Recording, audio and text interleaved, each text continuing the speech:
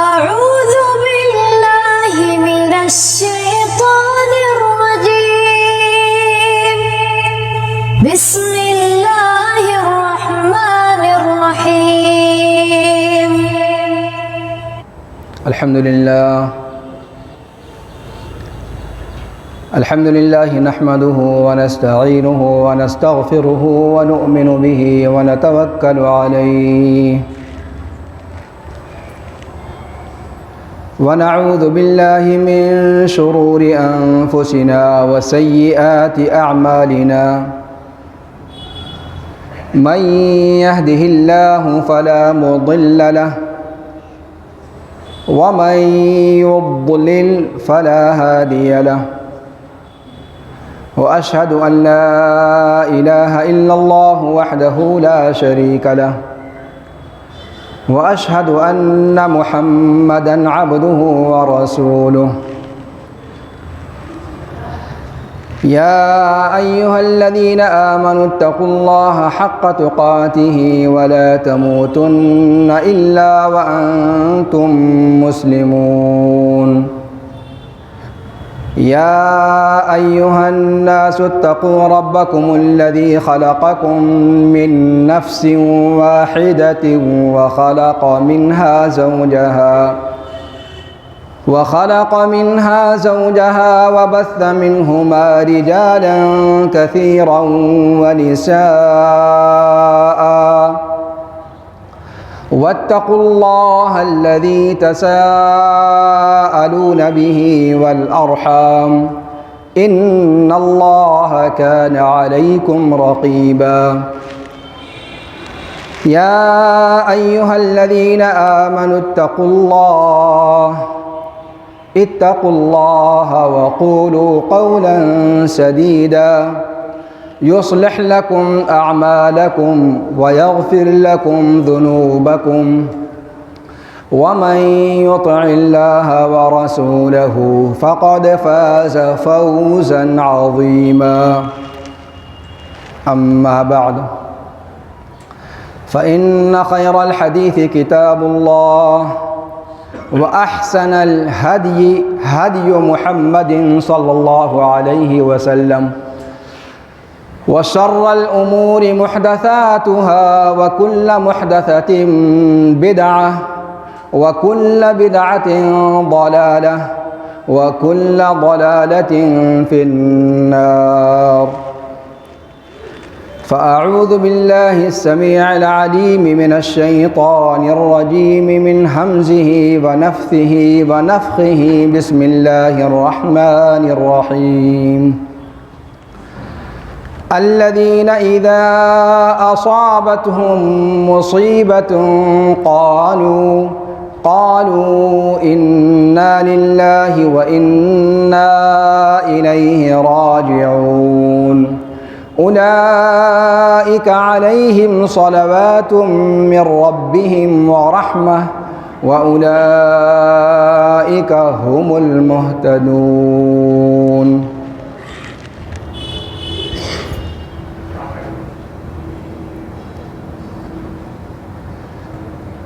سامعین جمعہ، حاضرین و حاضرات،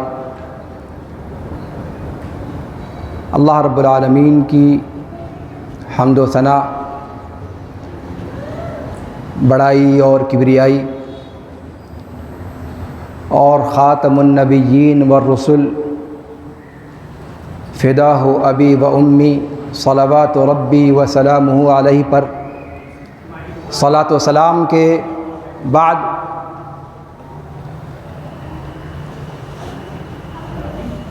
آج کے خطبے میں خطبہ مسنونہ کے بعد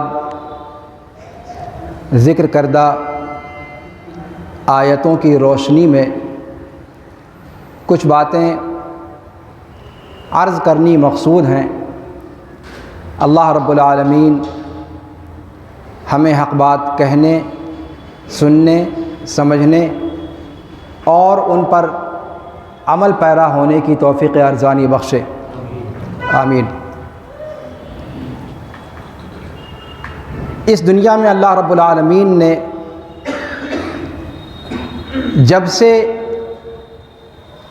نسل انسانی کے لیے اس کو منتخب کیا، جب سے ہمارے باپ آدم علیہ الصلاۃ والسلام اور حوا علیہ الصلاۃ والسلام کو اس دنیا میں اتارا،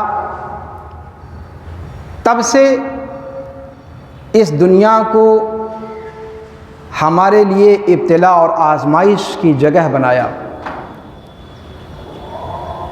یہ دنیا دار المحن ہے، آزمائش کی جگہ ہے۔ یہاں اللہ رب العالمین نے انسانوں کو پیدا کیا، اس دنیا میں جنت سے آدم علیہ الصلاۃ والسلام کو اور حوا علیہ الصلاۃ والسلام کو اتارا، اور اس وقت سے لے کر یہ دنیا ہمارے لیے ابتلا اور آزمائش کی جگہ بنی رہی۔ اللہ رب العالمین نے انہیں اس بات کی تعلیم دی تھی کہ جاؤ، تمہارے لیے، تمہاری نسلوں کے لیے اس دنیا کو ایک مقررہ وقت تک کے لیے رکھا گیا ہے۔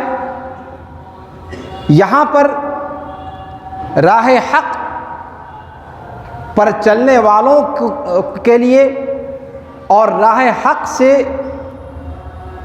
بھٹک جانے والوں کے لیے اللہ رب العالمین کی طرف سے انبیاء کرام کا سلسلہ جاری رہے گا، جو آ کر وقتاً فوقتاً بھٹکی ہوئی انسانیت کو راہ ہدایت کی طرف لے کر آئیں گے۔ آدم علیہ الصلاۃ والسلام کے وقت سے لے کر اس دنیا میں جتنی بھی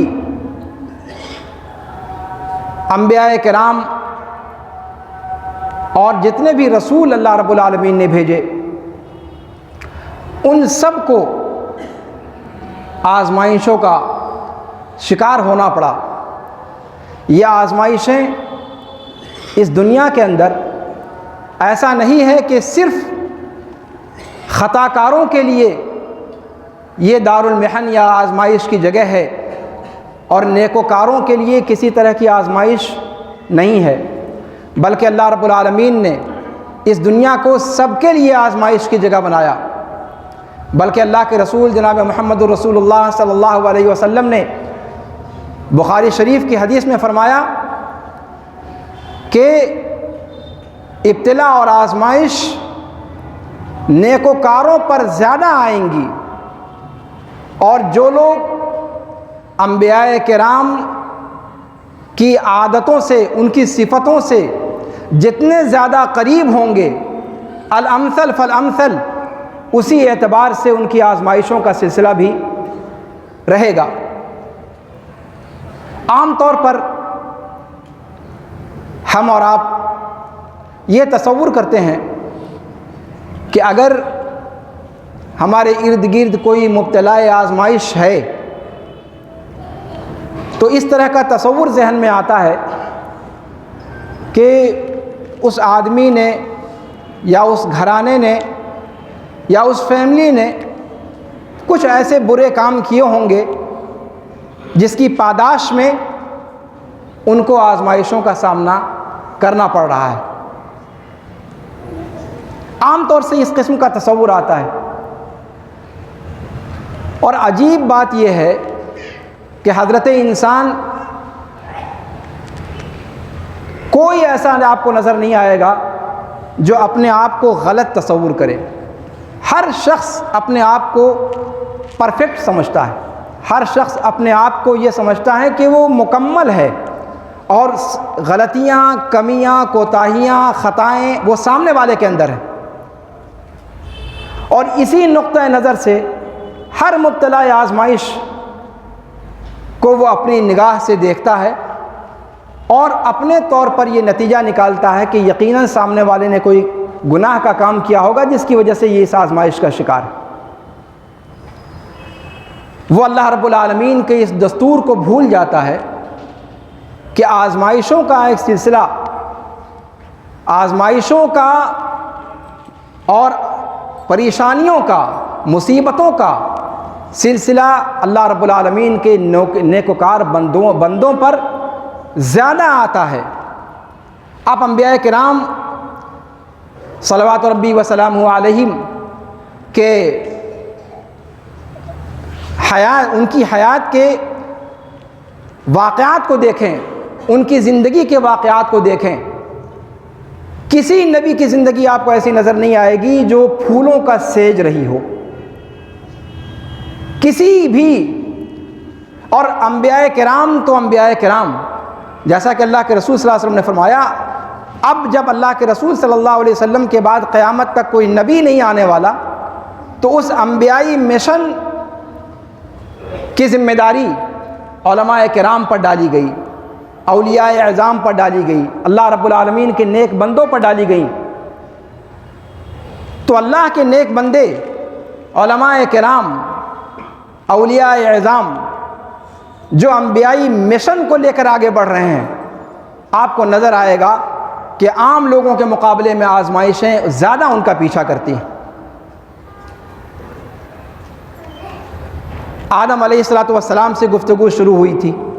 آدم علیہ السلام کی زندگی کے پہلوؤں کو دیکھ لیں، اگر تفصیل میں جانا ہو تو ایک لمبا موضوع ہو جائے گا، لیکن آدم علیہ السلام کی زندگی دیکھ لیں۔ آدم علیہ السلام کا ان آزمائشوں پر طریقہ کار کیا تھا؟ ہمارے باپ تھے وہ، ہمارا قدوہ تھے وہ، ہمارے آئیڈیل تھے وہ، ہمارے نمونہ تھے وہ۔ سارے انبیاء کرام کی زندگی ہمارے لیے آئیڈیل ہے، نمونہ ہے۔ آدم علیہ السلام سے کس طریقے سے اللہ رب العالمین کی طرف سے ان کو کلمات سکھائے گئے کہ اگر انسان سے کوئی لغزش ہو تو اس کو کیسا رویہ اختیار کرنا چاہیے۔ انہوں نے اللہ رب العالمین کی طرف رجوع کیا، اپنی غلطی یا اپنی خطا یا اپنی لغزش پر اصرار نہیں رہا، اور یہی نیکوکار بندوں کی علامت ہوتی ہے کہ وہ غلطیاں کرتے ہیں۔ غلطیاں کرنا برا نہیں ہے، جتنا برا یہ ہے کہ ان غلطیوں پر ہمیں اصرار ہو، ہمیں اس کا احساس بھی نہ ہو کہ ہم غلط کام کر رہے ہیں، ہمیں احساس ندامت بھی نہ رہے کہ مجھ سے کوئی غلطی سرزد ہو رہی ہے۔ انبیاء کرام کی زندگی میں آپ دیکھ لیں، جن انبیاء کرام کے واقعات کو قرآن کریم نے ذکر کیا ہے، آدم علیہ السلام کا معاملہ لے لیں، پھر انبیاء کرام کے سورہ انبیاء قرآن کریم کے اندر ایک سورت ہے۔ اگر آپ اس سورت کا مطالعہ کریں تو آپ کو نظر آئے گا کہ اللہ رب العالمین نے اس سورت کے اندر بطور خاص مختلف انبیاء کرام کا ذکر کیا ہے، اور مختلف انبیاء کرام کے واقعات کو ذکر کرتے ہوئے ان کے نمونے کو ذکر کیا ہے، ان کے طرز عمل کو ذکر کیا ہے۔ جب غلطی ہوتی تھی انبیاء کرام فوراً اللہ رب العالمین کی طرف رجوع ہو جاتے تھے۔ یونس علیہ السلام کا واقعہ ہے، اسی طریقے سے ایوب علیہ السلام کا واقعہ ہے، اسی طریقے سے آزمائشوں کی ایک نوعیت زکریا علیہ السلام پر آئی تھی، ان کا واقعہ ذکر کیا گیا ہے۔ مختلف انبیاء کرام کے واقعات، اللہ کے رسول جناب محمد رسول اللہ صلی اللہ علیہ وسلم کی سیرت طیبہ کو اگر مطالعہ کریں، اگر آپ صلی اللہ علیہ وسلم کی زندگی کے پہلوؤں کو دیکھیں، آپ صلی اللہ علیہ وسلم پر مکی زندگی میں جس قسم کی آزمائشیں آئیں، جس قسم کے بڑے بڑے معاملات پیش آئے، آپ صلی اللہ علیہ وسلم کو جس طریقے سے نفسیاتی طور پر اور جسمانی طور پر ٹارچر کیا گیا، جس طریقے سے اذیتیں دی گئیں، جس طریقے سے زندگی اجیرن بنانے کی کوشش کی گئی، وہ ایک لمبی داستان ہے۔ کفار مکہ کی طرف سے کیسے ستائے گئے، کہ کیسے اذیتیں دی گئیں، کیسے کعبۃ اللہ کے پاس نماز پڑھتے ہوئے آپ کے اوپر اونٹ کی اوجھڑی لاد دی گئی، کیسے حضرت فاطمہ رضی اللہ تعالی عنہا نے آ کر کے ہٹایا، اور کس طریقے سے ان کا رویہ رہا۔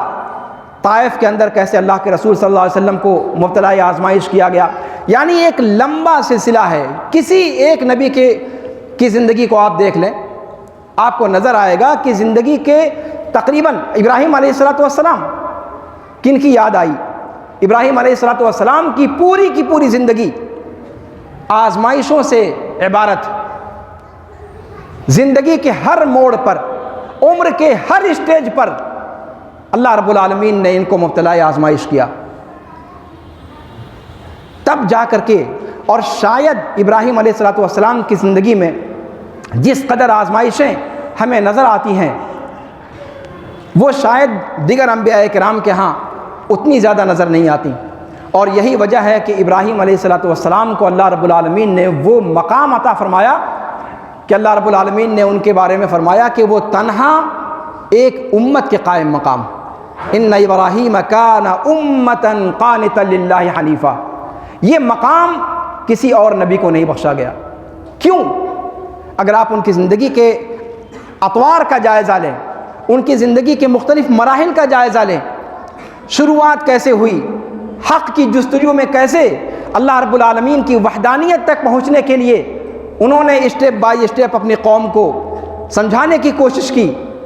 ستاروں کو دیکھا، پھر چاند کو دیکھا، پھر سورج کو دیکھا، اور پھر کس طریقے سے اتمام حجت کیا کہ ڈوبنے والے معبود نہیں ہو سکتے. جو خود اپنا وجود برقرار نہ رکھ سکیں وہ ہمارے وجود کی حفاظت کیا کریں گے. یہ ذہنیت اور یہ منطقی دلیل ابراہیم علیہ السلام نے پیش کی اپنی قوم کے سامنے، اور توحید کی دعوت، توحید کا پرچم بلند کیا. پھر کس طریقے سے خود اپنے گھر کے اندر اپنے والد کے سامنے حق کی دعوت پیش کی، اور کس طریقے سے انہوں نے باپ کی عزت کو بھی سامنے رکھا، والدین کے مقام کو بھی پہچانا، اور اپنی دعوت کے اصولوں سے بھی سمجھوتا نہیں کیا. بہت بڑی بات ہے ابراہیم علیہ السلام کی زندگی میں جو ہمیں دیکھنے کو ملتی ہے کہ کس طریقے سے ایک مشرک باپ، اور ابراہیم علیہ السلام کے والد نہ صرف یہ کہ مشرک بلکہ وہ اپنی قوم کے سب سے ماہر صنم ساز تھے، سب سے ماہر بتوں کو بنانے والے. ابراہیم علیہ السلام کی قوم کے بارے میں آتا ہے، مفسرین نے ذکر کیا ہے اس آیت کی تفسیر میں، جہاں پر ان کے والد کا ذکر آیا ہے، وَإِذْ قَالَ إِبْرَاهِيمُ لِأَبِيهِ آزَرَ أَتَتَّخِذُ أَصْنَامًا آلِهَةً. وہاں مفسرین نے ذکر کیا ہے کہ ان کے والد بڑے پہنچے ہوئے ماہر صنم تراش تھے. وہ بتوں کو یوں ہی نہیں بنا دیا کرتے تھے جیسے آپ اپنے ارد گرد کی قوموں کے یہاں دیکھتے ہیں. وہ خاص قسم کے بت بنائے جاتے تھے، اور وہ جس معبود کا بت ہوتا تھا اس معبود کا ستارہ، اس کا جو رمز ستارہ ہوا کرتا تھا، وہ ستارہ جب طلوع ہوتا تھا تب ان بتوں کو بنایا کرتے تھے وہ. یعنی ایک ماہر، ان کا جو علم نجوم کا جو ایک علم تھا اس کی مہارت ان کے پاس تھی، اور اس کے اعتبار سے وہ بتوں کو بنایا کرتے تھے. یعنی خاص اوقات میں وہ بت بنائے جاتے تھے. تو وہ نہ صرف یہ کہ بت پرست تھے بلکہ بتوں کو بناتے بھی تھے، اور اس کے سلسلے میں ان کی مہارت تھی. ابراہیم علیہ السلام نے اس کے باوجود اپنے والد کے سامنے جس انداز میں دعوت کا کام پیش کیا، سورہ مریم کے اندر پوری تفصیل کے ساتھ اس پورے ڈائلاگ کو قرآن نے ذکر کیا ہے. یقین کیجئے ہمارے لیے اس کے اندر عبرت و موعظت کا ایک بھنڈار ہے. یا ابتی انی قد جاءنی من العلم ما لم یأتک فاتبعنی اہدک صراطا سویا. یا ابتی، صرف اس صیغے کو دیکھیں آپ، یا ابتی، اے میرے پیارے ابو جان. اردو زبان میں آپ جو سب سے بہتر طریقہ ہو سکتا ہے اپنے والد کو مخاطب کرنے کا، سب سے پیارا، اس سے بھی کہیں زیادہ پیارا انداز عربی زبان میں یا ابتی کا ہے. یا ابتی، مشرک باپ ہے، صنم بنانے والا، صنم تراش، نہ صرف یہ کہ وہ مشرک ہے بلکہ مشرکوں کے معبودوں کو بنانے والا ہے اور اس پر اصرار ہے، وہ ابراہیم علیہ السلام کی شکل دیکھنے کا روادار نہیں۔ اس قدر ابراہیم علیہ السلام سے دشمنی کہ ان کو گھر نکالا دینے کے لیے اتارو ہے، اور ابراہیم علیہ السلام کا ان کے مقابلے میں لہجہ یا ابتی۔ اصل میں اس چیز کو اس لیے تھوڑا سا تفصیل سے بیان کرنا چاہتا ہوں کہ ہم اور آپ جس قوم کے ساتھ رہتے ہیں ہمیں بھی ان آداب کا خیال رکھنا چاہیے۔ دیکھیے، دعوت اور اسلام کی جو حقانیت ہے، اسلام یہ نہیں کہتا کہ آپ بالکل سارے آداب کو بالائے طاق رکھتے ہوئے حق کے اظہار کا یہی طریقہ ہے کہ صاحب آپ بس یا مانو یا پھر ہمارے خلاف ہو جاؤ۔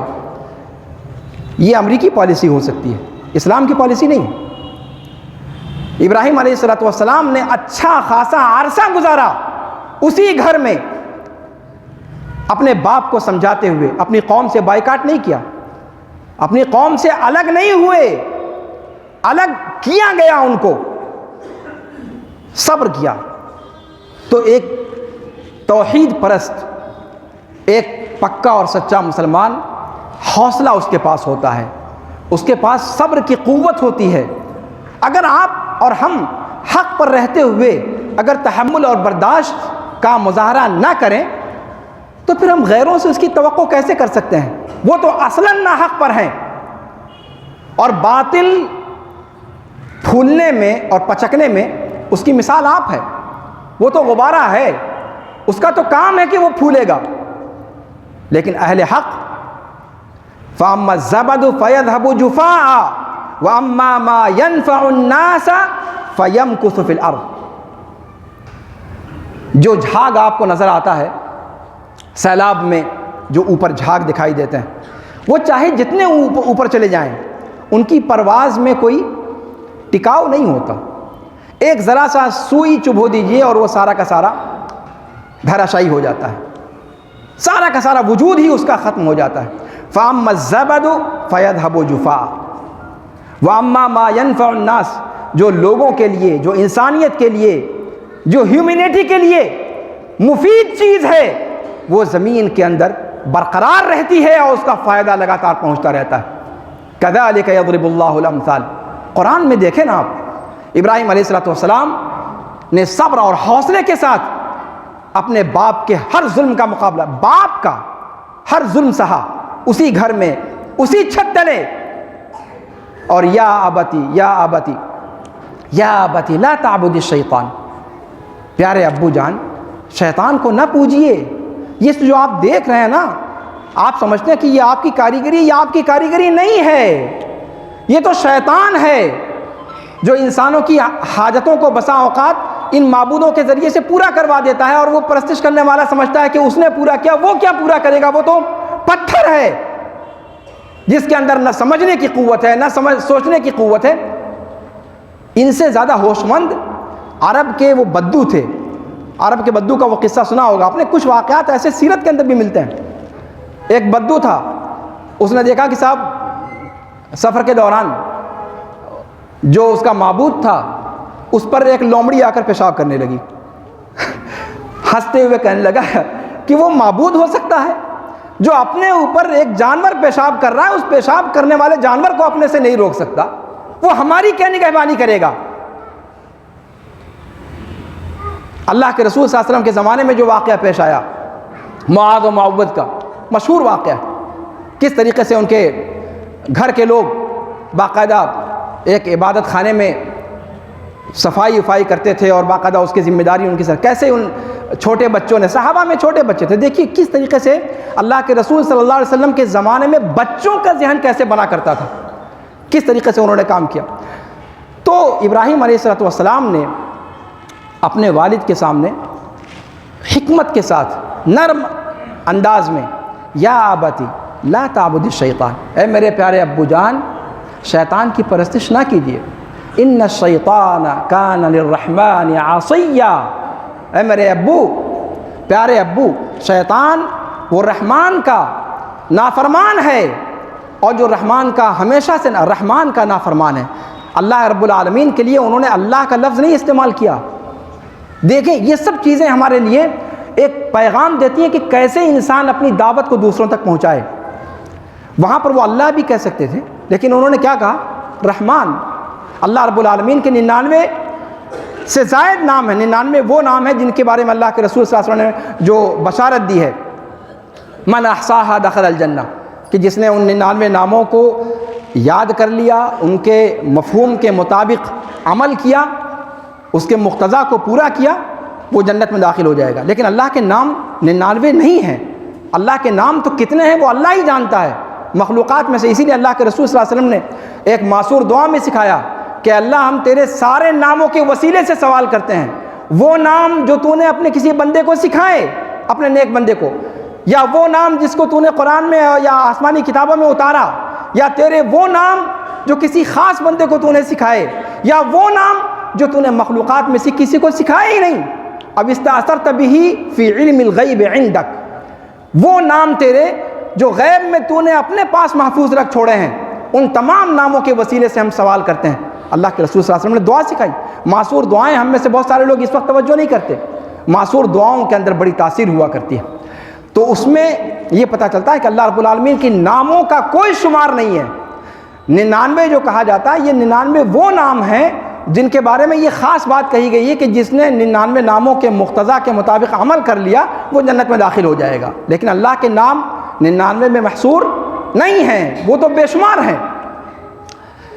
تو یہاں پر ابراہیم علیہ السلام نے اللہ رب العالمین کے لیے رحمان کا لفظ استعمال کیا۔ رحمان کہا جاتا ہے وہ ہستی جو بے انتہا نہایت درجہ رحم کرنے والی، یعنی اللہ رب العالمین اپنے بندوں پر بے انتہا شفیق، بے انتہا مہربان، جس کی وضاحت اللہ کے رسول صلی اللہ علیہ وسلم نے ایک ماں اور بچے کو دیکھ کر کے کیا تھا کہ یہ ماں اپنے بچے پر جتنی مہربان ہے، اللہ رب العالمین اس سے کہیں زیادہ اپنے بندوں پر مہربان ہے۔ اللہ رب العالمین نے اپنی رحمت کا صرف ایک حصہ اتارا، 99 حصے اللہ رب العالمین نے اپنے لیے خاص کر رکھے ہیں۔ تو ان کی رحمت کا کیا پوچھنا ہے؟ ابراہیم علیہ السلام نے اللہ رب العالمین کو صفت رحمت سے یاد کیا تاکہ مشرک باپ کے ذہن میں آئے کہ حقیقت میں جس ذات کی طرف ابراہیم علیہ السلام بلا رہے ہیں وہ جلالی نہیں، وہ جمالی شخصیت ہے۔ وہ عذاب دینا اس کی منشا نہیں ہے، اس کی منشا بخشنا ہے۔ اس کی منشا یہ ہے کہ ہمارے سارے بندے جنت کے اندر جائیں، اور جنت کی جانوں کی راہوں کو آسان کیا ہے اس نے۔ یا ابت لا تعبد الشیطان ان الشیطان کان للرحمن عصیا، کہ میرے پیارے ابو شیطان کی پرستش نہ کیجیے، شیطان تو رحمان کا جو بہت ہی زیادہ رحم کرنے والا ہے اس ذات کا بھی وہ نافرمان ہے، اس لیے اس کی بات کو نہ مانیے۔ یا ابتی انی اخاف، دیکھیے ابراہیم علیہ السلام کا انداز، یا ابتی انی اخاف ان یمسک عذاب من الرحمن فتکون للشیطان ولیا، اے میرے پیارے ابو جان۔ اچھا، ابراہیم علیہ السلام کے والد کے بارے میں کسی کو شبہ ہو سکتا ہے کہ وہ جہنمی نہیں ہے؟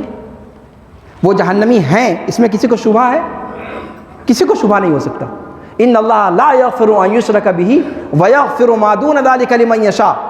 اور یہ ابراہیم جو رسول بھی تھے، نہ صرف یہ کہ نبی تھے، رسول تھے، اور نہ صرف یہ کہ رسول تھے بلکہ اولو العزم 5 پیغمبروں میں سے جن کا نام آتا ہے، ان کو یہ بات نہیں معلوم تھی کہ ان کے باپ مشرک ہیں اور ان کے اوپر جنت حرام ہے۔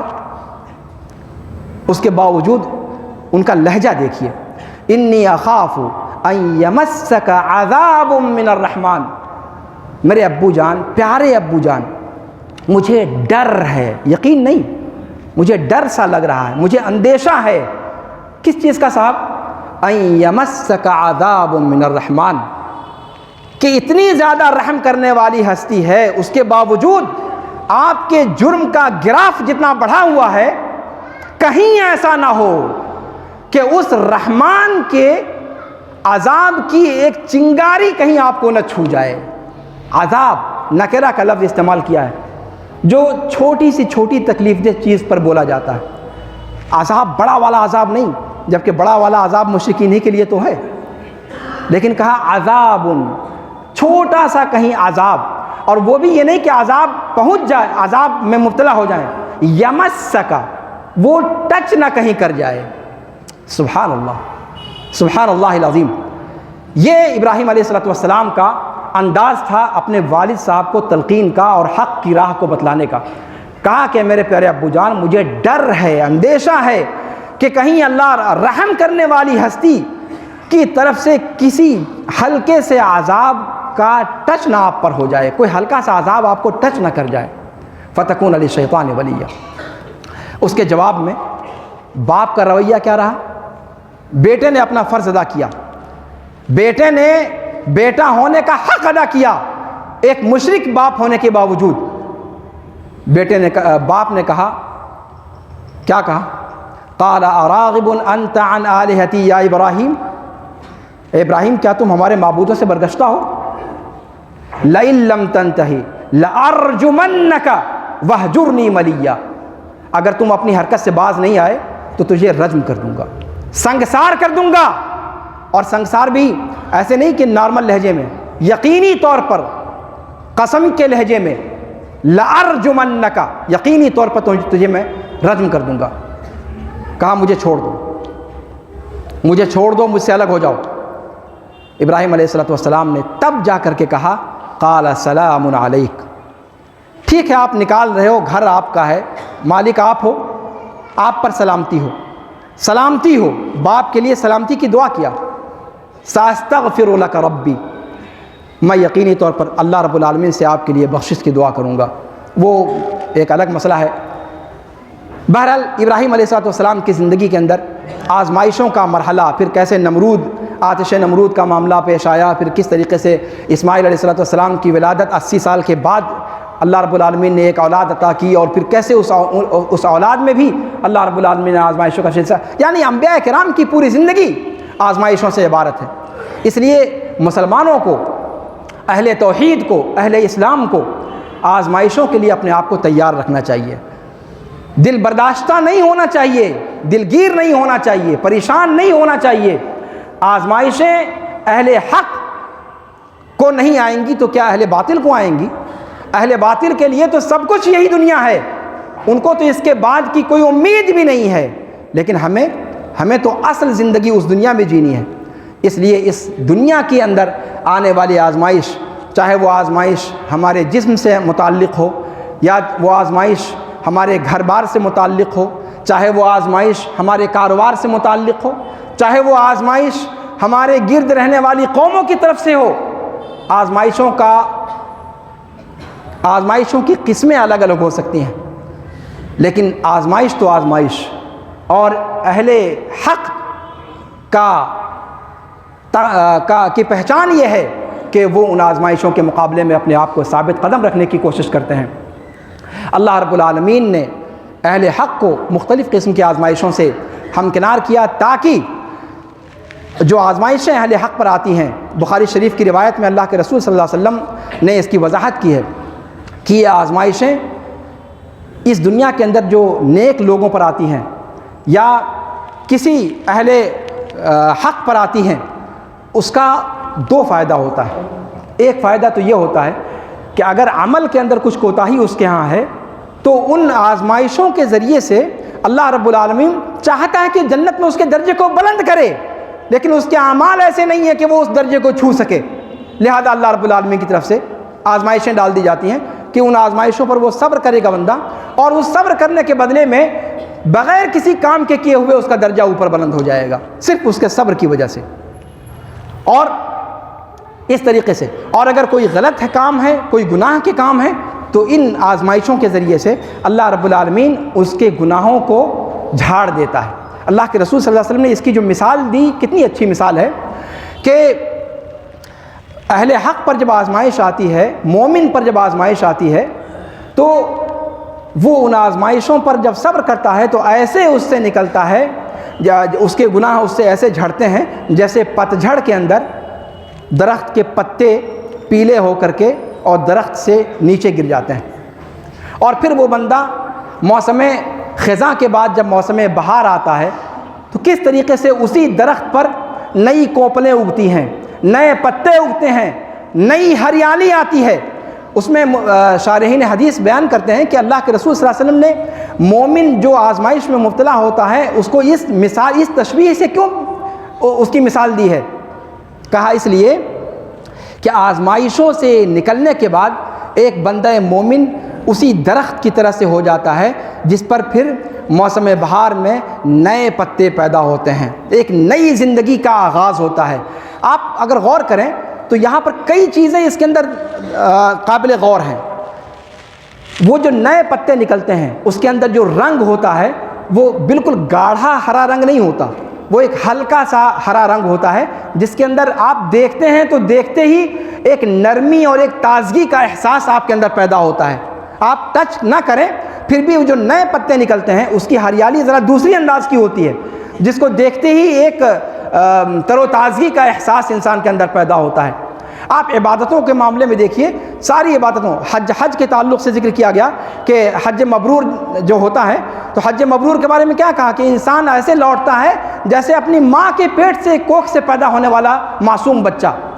تو یہ سارے جو اعمال ہیں یا آزمائشیں ہیں یہ اللہ رب العالمین کی حکمت کے تحت ہیں, اور انسان کو دل برداشتہ نہیں ہونا چاہیے کہ ہم حق پر ہیں تب کیوں اتنی آزمائشیں آ رہی ہیں. عام طور پر آپ دیکھتے ہوں گے کہ لوگوں کو یہ شکایت رہتی ہے کہ ایک طرف کہتے ہیں کہ ہم حق پر ہیں, حضرت اقبال نے شکوے کے اندر ایک لمبا چوڑا اسی پر مضمون کہہ دیا ہے کہ ہم نے کیا نہیں کیا, ہم نے یہ کیا, ہم نے وہ کیا, ہم نے پھر بھی ہم سے یہ شکا ہے کہ ہم سے یہ شکوہ ہے کہ وفادار نہیں. تو اہل حق کا معاملہ یہ ہے کہ یہ آزمائشیں اللہ رب العالمین کی حکمت کے تحت آتی ہیں. وہ حکمتیں ہماری سمجھ میں آ جاتی ہیں بسا اوقات ہماری سمجھ میں نہیں آتی ہیں.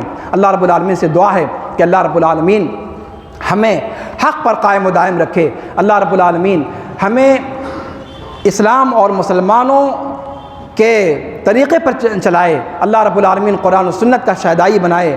ہمیں اللہ رب العالمین انبیاء کرام کی سیرت طیبہ کو پڑھنے کی توفیق عطا فرمائے. اللہ رب العالمین ہمیں صحابہ کرام اور اسلاف اعظام کے نقش قدم پر چلتا ہوا رکھے. اللہ رب العالمین جہاں جہاں بھی اہل اسلام آزمائشوں کا شکار ہیں اللہ رب العالمین ان کی آزمائشوں کے سلسلے کو ختم فرمائے. اللہ رب العالمین جہاں جہاں بھی مسلمان ستائے جا رہے ہیں, پریشان کیے جا رہے ہیں, زد و کوب کیے جا رہے ہیں, اللہ رب العالمین ان ساری آزمائشوں کو ختم فرما دے. اللہ رب العالمین دشمنان اسلام کی طرف سے اہل اسلام کے لیے جہاں جہاں ریشہ دوانیاں کی جا رہی ہیں, جہاں جہاں سازشیں کی جا رہی ہیں, اللہ رب العالمین ان سازشوں کو سازش کرنے والوں پر پلٹ دے. اللہ رب العالمین اے جبار و قہار, تو اس چیز پر قادر ہے, تو اس چیز پر قدرت رکھتا ہے, اے بار الہ تو سازش کرنے والوں کو سازش کے گھیرے میں لے لے. اقول قولی ھذا واستغفر اللہ لی ولکم ولسائر المسلمین فاستغفروہ من کل ذنب انہ هو الغفور الرحیم.